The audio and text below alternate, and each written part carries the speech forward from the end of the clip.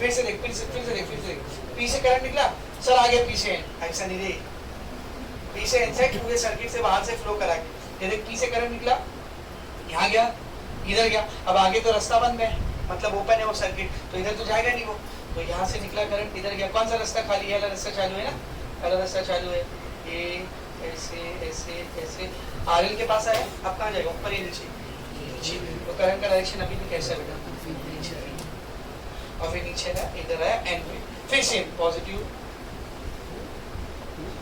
Diode D2 भी कैसे conduct कर रहा है, डायोड D2 की वजह से भी करंट आरएल में कैसे जा रहा है, नीचे है, ठीक है ना, ये बात याद रखना, करंट का डायरेक्शन डायोड डिसाइड करेगा, ये पॉजिटिव या नेगेटिव डिसाइड नहीं करेगा, कौन डिसाइड करेगा, डायोड, क्योंकि यहाँ पर कंडक्ट कौन कर रहा है बेटा, डायोड कंडक्ट कर रहा है, समझ रहे, तो ये पी से ऐसा करंट निकलेगा, इधर ऐसा ऐसा ऐसा ऐसा, समझ अच्छे से, तो अभी भी करंट का डायरेक्शन क्या है बेटा, अभी भी करंट का डायरेक्शन क्या है, बोल सेम, तो ग्राफ अभी भी कहाँ बनेगा, ऊपर ही बनेगा, लेकिन फर्क सिर्फ इतना है, D1 कंडक्ट कर रहा है क्या, बोलो D1 कंडक्ट कर रहा है क्या, तो ये जीरो रहेगा, ये कितना रहेगा बेटा, जीरो रहेगा, हाँ कौन कंडक्ट कर रहा है, बोल D2, तो यहाँ पे ऐसा करंट है, ठीक है, तो इन दोनों को कंबाइन करोगे तो ऐसा बन जाएगा, सही है, हाँ या ना, बोलो ऐसा बन जाएगा, फिर नेक्स्ट वापस से पॉजिटिव हाफ साइकिल आएगा, D1 कंडक्ट करेगा, D2 कंडक्ट नहीं करेगा, कंबाइन कर दिया, ऐसा बन गया, फिर से नेगेटिव हाफ साइकिल आएगा, D1 कंडक्ट नहीं करेगा, D2 कंडक्ट करेगा, कंबाइन कर दीजिए, ऐसा बनेगा, आगे का कंटिन्यू कर सकते हैं,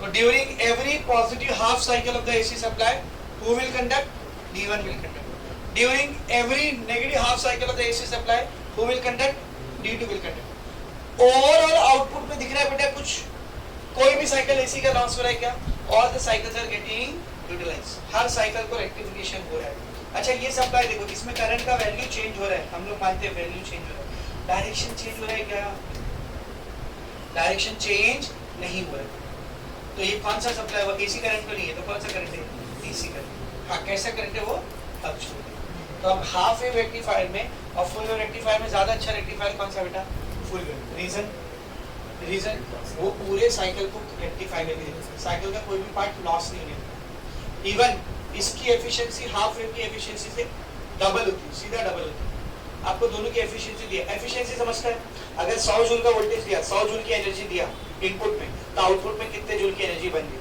तो आपको हाफ वेव फुल वेव दोनों की एफिशिएंसी दी है, 346 पे देखो, the maximum efficiency of a full wave rectifier, green box में देखो, maximum efficiency of a full wave rectifier is 81.2%, full wave rectifier की एफिशिएंसी होती है 81.2%, यानी अगर 100 जूल की एनर्जी आप इनपुट में दोगे तो आउटपुट में आपको कितनी एनर्जी देगा बेटा, 81 जूल के आसपास, थोड़ी बहुत तो लॉस होगी ना सर्किट में जब करंट फ्लो कर रहा है, तो हीट के फॉर्म में, दूसरे फॉर्म में, समझ में आ रही है, लेकिन हाफ वेव रेक्टिफायर की एफिशिएंसी देख कितनी होती है, and the maximum efficiency of a half wave rectifier is 40.6, उसकी 81 थी, इसकी 40.6, 40.5 है, अप्रॉक्सीमेटली क्या होगी, हाफ, तो फुल वेव रेक्टिफायर की एफिशिएंसी हाफ वेव रेक्टिफायर की एफिशिएंसी से डबल होती है, दुगनी होती है, फुल वेव रेक्टिफायर की एफिशिएंसी हाफ वेव रेक्टिफायर की एफिशिएंसी से क्या होती है बेटा, डबल होती है, दो गुना होती है, समझा अच्छे से, आगे देखो क्या लिखा है, advantage of a full wave rectifier, full wave rectifier का एडवांटेज क्या होता है हाफ वेव रेक्टिफायर के ओवर, क्या एडवांटेज होता है देखो, rectification takes place in both the cycle of the AC input, AC के दोनों साइकिल में रेक्टिफिकेशन होता है, efficiency of a full wave rectifier is higher than that of a half wave rectifier, full wave rectifier की efficiency high होती है half wave की बनिस्बत, ठीक है ना, the ripple in a full wave rectifier is less then in a half wave rectifier, fluctuation half wave में ज्यादा रहती है और फुल वेव में क्या रहता है बेटा, कम रहती है, समझा, तो सीधा आपको या तो हाफ वेव रेक्टिफायर एक्सप्लेन करने बोलता है, चुपचाप पहले सर्किट डायग्राम बनाने का, उसके बाद उसकी वर्किंग एक्सप्लेन करने का और ग्राफ बनाने का, और अगर फुल वेव रेक्टिफायर पूछा तो पहले सर्किट डायग्राम, फिर वर्किंग और फिर ग्राफ, हाफ वेव रेक्टिफायर अब तक हाँ वर्किंग जो पूरा मैं एक्सप्लेन कर रहा ना मुझको कौन पॉजिटिव है कौन नेगेटिव, वो उसकी हिंट वहाँ पे लिख दिया मैंने, उसी चीज को अच्छे से एक्सप्लेन किया, समझ में आ रहा चीज से, वो रीड करोगे टेक्स्ट बुक में तो आपको समझेगा क्या लिखना है क्या लिखना है,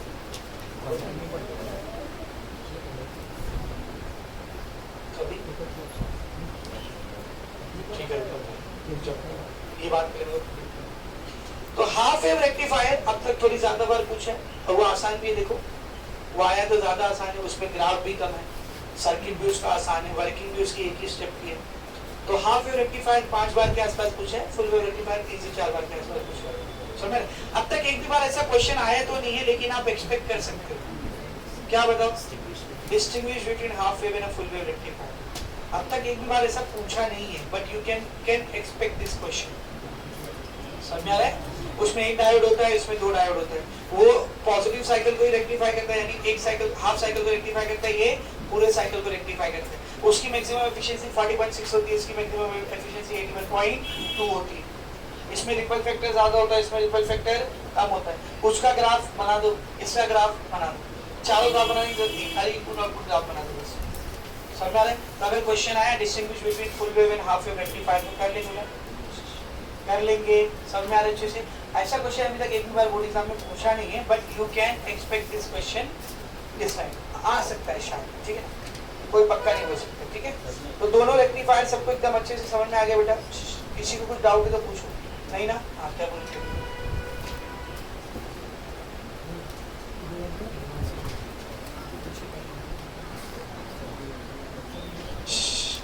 इधर देख, इधर देख, डायोड D1 डायोड D2 दोनों का एक कॉमन पॉइंट लिया उसने, यहाँ से एक वायर निकाला है और इधर लगा दिया उसने लोड। यहाँ पे क्या लगा दिया उसने?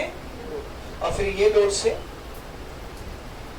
एक पॉइंट को लिया, क्रॉस किया, मतलब जंक्शन नहीं है वहां पे, ऊपर से लेके जा रहे इसको और सेंटर टैप पे लेके आ गया, ठीक है। अब आपको देखो डायरेक्शन को उतना प्रॉब्लम नहीं है, आप पॉजिटिव से नेगेटिव लेके जाओ या पी साइड से एन साइड लेके जाओ, दोनों साइड में डायरेक्शन सेम है।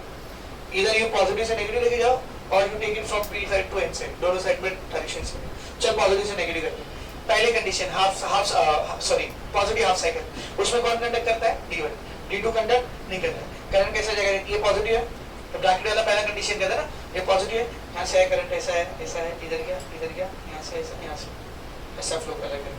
तो RL में करंट कैसे जा रहा है? देख, RL में करंट कैसे जा रहा है? नीचे। नेगेटिव हाफ साइकिल, ये नेगेटिव हो जाएगा, ये पॉजिटिव हो जाएगा, ये कंडक्ट करने लगा, ये कंडक्ट नहीं करेगा, तो फिर से पॉजिटिव से नेगेटिव लेके जाओ करंट। पॉजिटिव किधर है? इधर, नेगेटिव इधर बेटा, इधर। तो क्या कहते हैं? ये पॉजिटिव है, यहाँ से करंट बहना शुरू किया, यहाँ से करंट बहना शुरू किया, ठीक है। उसके बाद यहाँ से आया, इधर आया। अब इस पॉइंट पे करंट के पास दो ऑप्शन है, या तो ऊपर जाए या तो बाजू में जाए। ऊपर जाएगा क्या? नहीं जाएगा। क्यों? D1 कंडक्ट नहीं कर रहा है, ओपन है वो वहां से, तो ये इधर से ऐसा आएगा और RL से फिर से कहाँ जा रहा है? वो नीचे जा रहा है। RL से कहाँ जा रहा है? वो नीचे जा रहा है और नीचे आके यहाँ से आप क्लियर हो गया? डायरेक्शन का डायरेक्शन में कंफ्यूजन ना, फिर एक बार दिखा रहा हूँ। जब D1 कंडक्ट करेगा तो this is how the current will flow, ठीक है। और जब D2 कंडक्ट करेगा तो D2 कंडक्ट करेगा तो this is how the current will flow, ठीक है। और दोनों ही कंडीशन में RL से करंट कहाँ जा रहा है? ऊपर से नीचे, सेम। इसीलिए हम लोग बार बार ग्राफ को ऊपर की तरफ बढ़ा। अभी इसे फिर मैं सबको एकदम अच्छे से समझा रहे, कोई डाउट नहीं है? Half wave rectifier, full wave rectifier, खत्म। बहुत ही इंपॉर्टेंट टॉपिक है, बोर्ड एग्जाम में कई बार है, ठीक है। तो सर्किट डायग्राम को प्रैक्टिस करेंगे, ग्राफ को प्रैक्टिस करेंगे, राइटिंग को पढ़ेंगे कैसा लिखना है। अगर आपके पास नोट्स है, डाइजेस्ट है, उसमें देखो कैसा लिखा हुआ है, नहीं है तो टेक्स्ट बुक में देखो कैसा लिखा हुआ है, आपको समझ में आएगा अच्छे से। Is it very much clear? Is it very much clear? Now अब हम लोग स्टार्ट करेंगे special purpose diode. PN junction diode को मॉडिफाई करके अलग अलग स्पेशल पर्पसेस के लिए कैसे यूज किया जाता है। तो कितने स्पेशल पर्पस डायोड दिए आपको? देखो,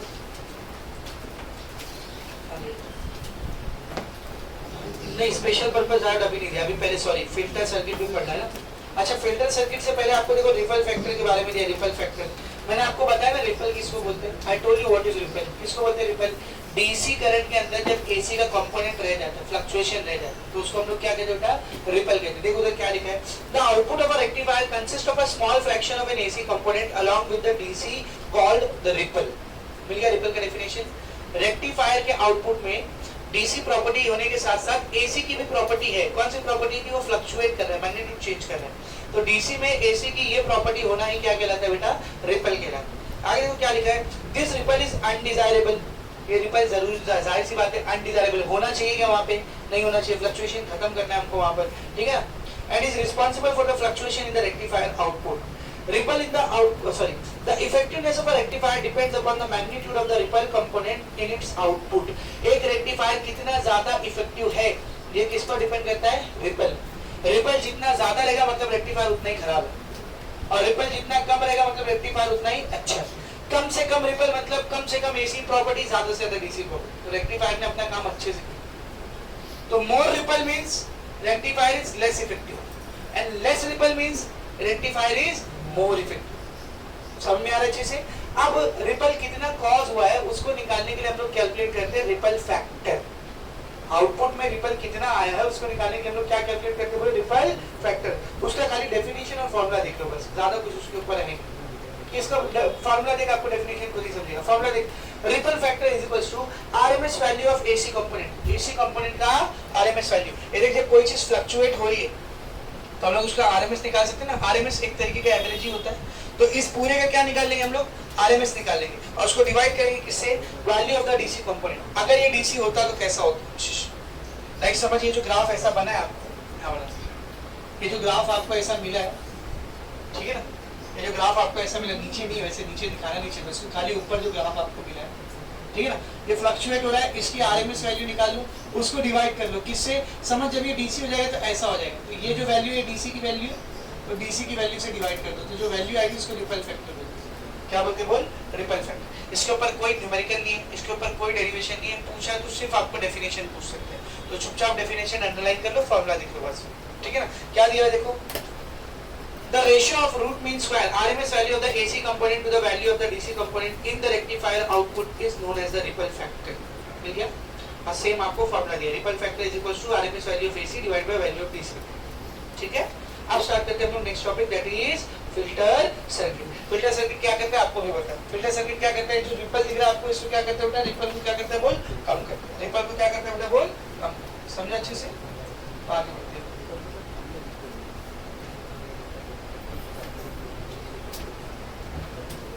346 पे देखो सब लोग,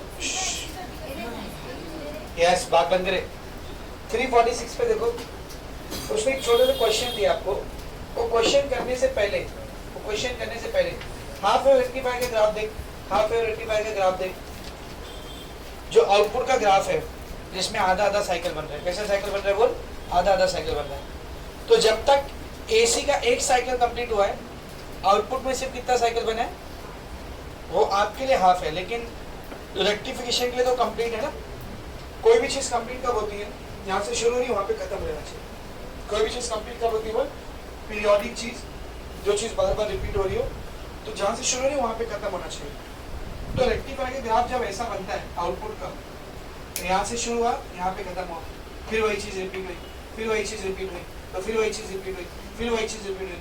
तो इस ग्राफ के लिए एक साइकिल हम लोग इसको बोलेंगे ना, पूरे को थोड़ा ना बोलेंगे, इसको बोलेंगे सिर्फ ये हाफ को हम लोग क्या बोलेंगे? एक साइकिल बोलेंगे। क्या बोलेंगे बेटा? एक साइकिल। तो हाफ वेव रेक्टिफायर में देख, एसी का इनपुट है और ये आउटपुट है। तो जितने टाइम में एसी का एक साइकिल कंप्लीट होता है, आउटपुट का भी कितना साइकिल बनता है? देख, एक ही बनता है। फिर जब एसी का 2 साइकिल बनेगा, आउटपुट का भी कितना बनेगा? देख, 2 बनेगा। लेकिन फुल वेव रेक्टिफायर में नोटिस कर, जितने टाइम में एसी का एक साइकिल कंप्लीट होता है, आउटपुट का कितना बन जाता है? 2। तो हाफ वेव रेक्टिफायर में जितने टाइम में एसी का एक साइकिल कंप्लीट होता है, इसका भी एक ही होता है। पर फुल वेव में जितने टाइम में एसी का एक साइकिल कंप्लीट होता है, इससे कितना हो जाता है? बोल, 2 हो जाता है। तो मैं ऐसा बोल सकता हूँ, हाफ वेव रेक्टिफायर में आउटपुट की फ्रीक्वेंसी और इनपुट की फ्रीक्वेंसी सेम रहती है। तो जितने में इसका साइकिल बन रहा है, जितना साइकिल इसका बन रहा है एक सेकंड में, उतना ही साइकिल इसका भी बनेगा। सेम टाइम में सेम साइकिल बन रहा है, एक ही, समझे? तो दोनों की फ्रीक्वेंसी क्या है बेटा? सेम। लेकिन यहाँ पर जितने टाइम में इसका एक साइकिल बन रहा है, यहाँ पर 2 साइकिल है, नंबर ऑफ साइकिल डबल हो जाता है। मतलब यहाँ पर आउटपुट की फ्रीक्वेंसी इनपुट की फ्रीक्वेंसी का क्या रहेगी बेटा? डबल रहेगी। समझ आ रहा है? तो इसके ऊपर एक छोटा सा न्यूमेरिकल दिया हुआ है, पूछा नहीं कभी ऐसा, लेकिन दिया है तो बता दो, ठीक है ना। देख क्या दिया, if the frequency of the input voltage is 50 hertz, it is applied to half wave rectifier and full wave rectifier, what is the output frequency in the both cases? पहला बोला उसने half wave rectifier, half wave rectifier में frequency कितनी रहेगी? 50 हमने दिए, 50 हमने दिए, तो हाफ वेव में कितनी रहेगी? 50 ही रहेगी, सेम रहेगी। फुल वेव में 100 डबल। तो आंसर देख, in half wave rectifier 50 hertz, in full wave rectifier 100 hertz. क्यों? समझा ना? तो ये फुल वेव में फ्रीक्वेंसी क्या हो जाती है बेटा? डबल हो जाती है। समझा? अभी आते अपने नेक्स्ट टॉपिक पे, फिल्टर सर्किट। क्या बेटा? Filter circuit. फिल्टर सर्किट किसको बोलते हैं? एसी कंपोनेंट को, मतलब कि जो डीसी वोल्टेज हमने बनाया उसके अंदर जो एसी कंपोनेंट है, जो रिपल, जो फ्लक्चुएशन है, उसको जो सर्किट कम कर देता है, घटा देता है, उसको हम लोग क्या बोलते हैं? Filter circuit. तो देखो आपको फिल्टर सर्किट का डेफिनेशन दिया, वो जो सर्किट डायग्राम है उसके ऊपर पढ़ो। A filter circuit is a circuit which removes the AC component or the ripple from a rectifier output and always allows only the DC component। एक ऐसा सर्किट जो आउटपुट में से, रेक्टिफायर के आउटपुट में से एसी कंपोनेंट या फिर रिपल को खत्म करने की कोशिश करते हैं, सिर्फ डीसी कंपोनेंट को पास करने की कोशिश करते हैं, उसको हम लोग क्या कहते हैं बेटा? फिल्टर सर्किट कहते हैं। तो देखते हैं फिल्टर सर्किट कैसे काम करता है। आपको जो फिल्टर सर्किट दिया हुआ है उसका नाम है कैपेसिटर फिल्टर सर्किट। क्या नाम है बोल? कैपेसिटर फिल्टर सर्किट, क्योंकि उसमें कैपेसिटर का हम लोग इस्तेमाल करते हैं। मैं फिर से बोल दूं, फिल्टर सर्किट किसको बोलते हैं? आप उसको ऐसा सप्लाई दोगे जिसमें एसी कंपोनेंट बहुत ज्यादा रहेगा, रिपल बहुत ज्यादा रहेगा, वो आपको इसको कैसे बदल के देगा बोल? कुछ ऐसा बदल के देगा, यानी रिपल को क्या कर देगा? बहुत ही कम कर देगा। रिपल को क्या कर देगा? बहुत ही कम कर देगा। तो देखते हैं फिल्टर सर्किट कैसे काम करता है। Let us see how does the filter circuit works.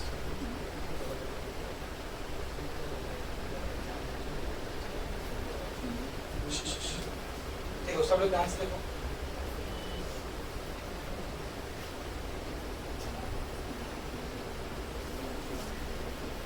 सबसे पहले सर्किट डायग्राम, तो उसने शुरुआत की है, एसी सप्लाई आया है यहाँ पे, सेम एसी सप्लाई है जो ट्रांसफार्मर से निकल के आता है, और फिर इसको हमने किससे पास किया बेटा?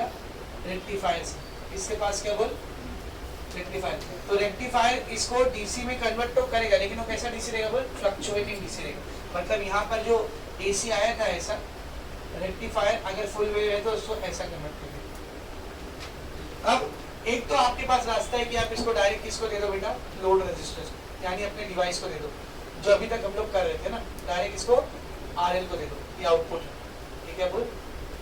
आउटपुट। एक तो आपके पास ये रास्ता है।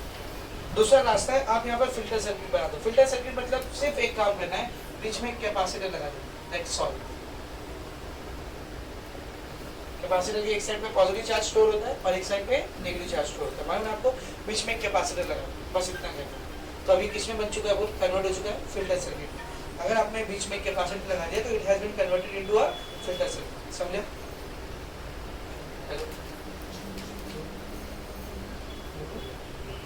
Converted into a filter circuit. देखो जब फिल्टर सर्किट नहीं था तो रेक्टिफायर का आउटपुट कैसा आ रहा था? जब फिल्टर सर्किट नहीं था तो रेक्टिफायर का जो आउटपुट था वो हमको कुछ ऐसे मिल रहा था ना। This is how we were getting it.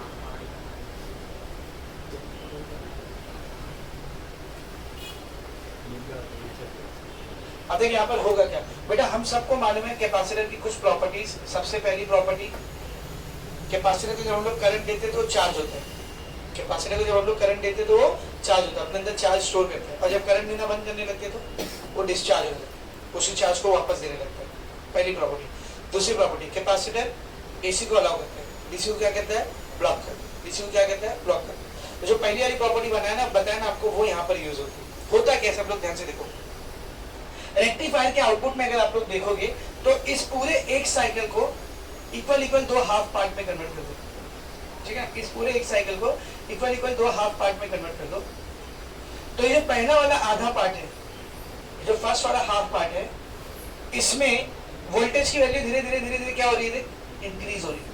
तो जब वोल्टेज इंक्रीज हो रहा है तो कैपेसिटर क्या होगा बेटा? चार्ज। जब हम लोग वोल्टेज बढ़ा रहे, करंट दे रहे हैं, तो कैपेसिटर क्या होता है? चार्ज। हाँ, वोल्टेज घटाओगे, करंट नहीं दोगे, छीनने लगोगे, तो कैपेसिटर क्या होता है? डिस्चार्ज होता है। समझ में आ रहा है? तो जब शुरुआत में वोल्टेज बढ़ता है तो जो करंट यहाँ से आ रहा है, ये दोनों डायरेक्शन में जाएगा, आरएल में भी जाएगा और कैपेसिटर में भी जाएगा। आरएल में भी जाएगा और कैपेसिटर में भी जाएगा। आरएल में फ्लो करेगा नॉर्मली, और कैपेसिटर को क्या करेगा वो? डिस्चार्ज करेगा। तो यहाँ पे तो कुछ नहीं हो रहा है, करंट धीरे धीरे आरएल में भी आ रहा है और कैपेसिटर में भी आ रहा है। तो मैं अब आउटपुट का ग्राफ बना रहा हूँ ब्लैक कलर के मार्कर से, यानी आरएल में कितना आउटपुट में वोल्टेज या करंट आने वाला है। तो आरएल में नॉर्मल करंट अचानक से आया, बड़ा मैक्सिमम वैल्यू तक पहुंचा। मैक्सिमम वैल्यू तक क्या होगा बेटा? पहुंचना। अब बाकी के हाफ साइकिल में क्या होगा आउटपुट में? बता, वोल्टेज की वैल्यू क्या होगी? देख, कम। वोल्टेज ड्रॉप होगा तो करंट भी क्या होगा? ड्रॉप होगा। तो आरएल का करंट क्या होने लगेगा बेटा? कम होने लगेगा। सिर्फ आरएल का करंट कम नहीं होगा, और किसका करंट कम होगा? वो कैपेसिटर का भी कम होगा। तो जब कैपेसिटर से हम लोग करंट छीनने लगते हैं तो कैपेसिटर क्या करता है? डिस्चार्ज करता है। तो ये कैपेसिटर डिस्चार्ज होगा, अपने पॉजिटिव वाले चार्ज की तरफ से करंट भेजेगा, और ये करंट जाएगा आरएल के पास। ये करंट किसके पास जाएगा बोल? आरएल के पास। तो जो आरएल का करंट कम हो रहा था, क्या वो कम होगा? नहीं। उसको कैपेसिटर ने और करंट दे दिया ना, तो उसकी वैल्यू थोड़ी बहुत तो कम होगी, लेकिन एकदम जीरो तक पहुंच पाएगी क्या? नहीं, थोड़ी बहुत कम होगी बस ऐसे। तो वो कौन सी चीज है जिसने आरएल को जीरो तक नहीं जाने दिया, उसको संभाल के रखा, बोले भाई मैं हूं और करंट देता हूं देखो जीरो पे मैं, कौन था? वो कैपेसिटर। फिर जब हम लोग ये पॉइंट पे पहुंचे, वापस से देख आगे क्या हो रहा है, देख आगे देख क्या हो रहा है, आगे देख क्या हो रहा है, वोल्टेज क्या हो रहा है बेटा, बढ़ रहा है, वोल्टेज क्या हो रहा है, बढ़ रहा है, अपने मैक्सिमम तक बढ़ रहा है, तो आरएल का भी करंट बढ़ेगा और इस टाइम पर फिर से कैपेसिटर क्या होगा, चार्ज होगा। फिर जब वोल्टेज की वैल्यू कम होने लगी, वापस से जब वोल्टेज की वैल्यू कम होने लगी, फिर से आरएल का भी करंट कम होगा, कैपेसिटर का भी करंट कम होगा, पर आरएल के करंट को बहुत कम नहीं होने देगा कौन? कैपेसिटर, डिस्चार्ज हो खुद का करंट बेच करके। तो आरएल का वैल्यू करंट, आरएल से करंट कम तो होगा लेकिन एकदम मिनिमम नहीं हो पाएगा, थोड़ा बहुत ही कम होगा। फिर से सेम चीज रिपीट होगी, आपस से कैपेसिटर चार्ज डिस्चार्ज होकर के इसको संभाल। तो अब देख जरा आउटपुट कैसा मिल रहा है, कैसा मिल रहा है output? Can you see the difference? Ripple has been minimized. Ripple क्या हो गया बेटा? कम हो गया। This is how a filter circuit works. Let's solve खत्म, ये हो गया फिल्टर सर्किट। इसका एक्सप्लेनेशन पूरा आपको सेकंड वाइट पेज पे दिया है, ये ना, ये भी अब तक एक भी बार बोर्ड में पूछा है, ठीक है, इसीलिए मैंने बहुत क्विकली इसको पढ़ा, लेकिन पूछा तो एक्सप्लेन कर लेंगे ना बेटा। ये ग्राफ आपको बस थोड़ा ध्यान से बनाना, ग्राफ आपको ऐसा बनाना, सब में अच्छे से वो ग्राफ आपको देखो वहाँ पे मिल जाएगा, ठीक है। Is it very much clear? अभी आते हैं नेक्स्ट टॉपिक को, that is special purpose junction diodes. लेकिन वो नेक्स्ट टॉपिक स्टार्ट करने से पहले आपको दो छोटी छोटी डेफिनेशन दिया हुआ है, वो डेफिनेशन भी अंडरलाइन करो, उसके बाद वो आगे का टॉपिक हम लोग स्टार्ट करेंगे। कौन सी डेफिनेशन है? 347 पे, ये इधर लास्ट पार्ट में, यहाँ पे लास्ट पार्ट में, लास्ट पैराग्राफ, फिल्टर सर्किट के लास्ट पैराग्राफ, दो डेफिनेशन आपको दिए, एक है रेगुलेटेड पावर सप्लाई और एक है अनरेगुलेटेड पावर सप्लाई। मिला? तो पहले अनरेगुलेटेड पावर सप्लाई का डेफिनेशन अंडरलाइन कर लो। A power supply whose output changes when a load is connected across it is called unregulated power supply।